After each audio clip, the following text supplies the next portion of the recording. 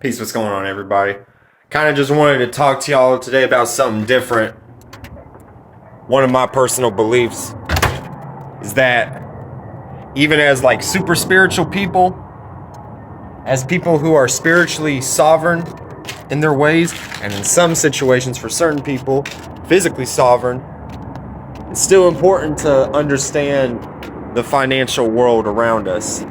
Even all the institutions and ways that we go about paying our bills, that the government and the people higher above us as far as the caste system goes, created in place. We still need to take advantage of this so we can be able to maneuver through the world comfortably and be able to give out our spiritual message comfortably, but without being materialistic too, because there's two sides of the spectrum. There are super spiritual people, there are super materialistic people, and then you have people on both sides fighting each other, which we don't need to be doing that.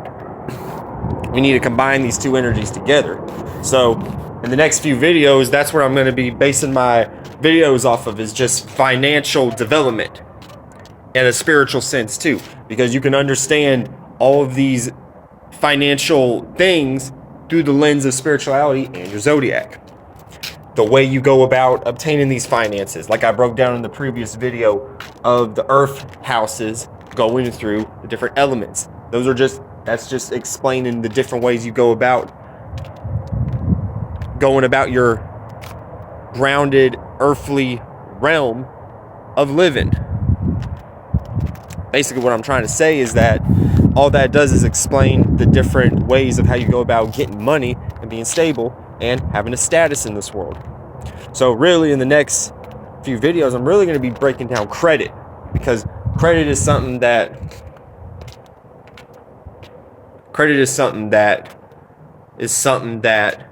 has been building in my spirit for a long time.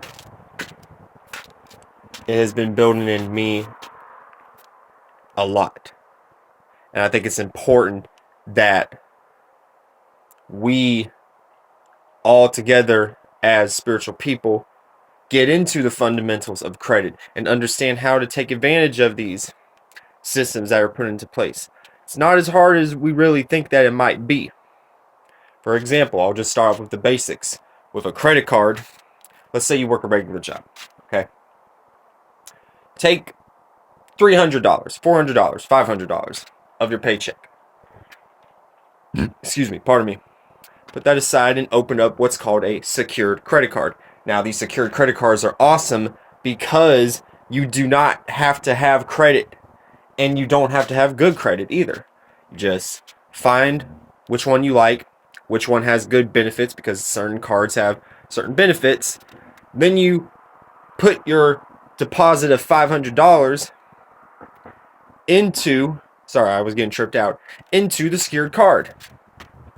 So then you put the money into the secured card, and then as time goes on, your money will be deposited back to you, and the money over time will increase if you use the card properly. And really, that just all goes into making payments on time. Now, there's different aspects of credit. Again, you don't want to have only one account. You have to have multiple accounts, because a good portion of your credit history, a good portion of your credit percentage of what determines your credit score, and if it goes up or down, is credit history. It's actually number one, if I'm not mistaken. In the next few videos, we'll be breaking this down deeper. But essentially, it is one of the most important factors. So, if you have, like, let's say you open 3 secured cards, your credit will have a better chance of going up. And this is not you overwhelming yourself with credit. This is just 3 cards. So, from each check, $500 to a card. You have $1,500 in credit now. You know what I'm saying? Now you can use this, just make your payments on time. There's different systems to, work around payment times and payment dates and everything. But this is just a breakdown really a breakdown of credit. Credit deals more so with a combination of the second and the sixth house, because this deals with the second house, which deals with, actually, it's a combination of the second, the eighth, and the 6th house. Because it's dealing with money, obviously, and a value system of some sort, something of value, 2nd house, something that can grow, 2nd house.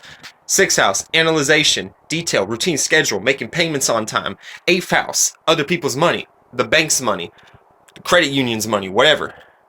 So these are just a few basic rundowns. See, astrology breaks down and goes into every aspect of life. So this is the difference between, going to be the difference between some of my videos and other videos.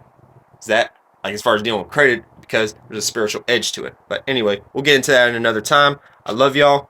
Y'all hit me up at onelovejaw36@gmail.com for any inquiries that you need. And in the meantime, I'll catch y'all later. Peace out. Bye-bye.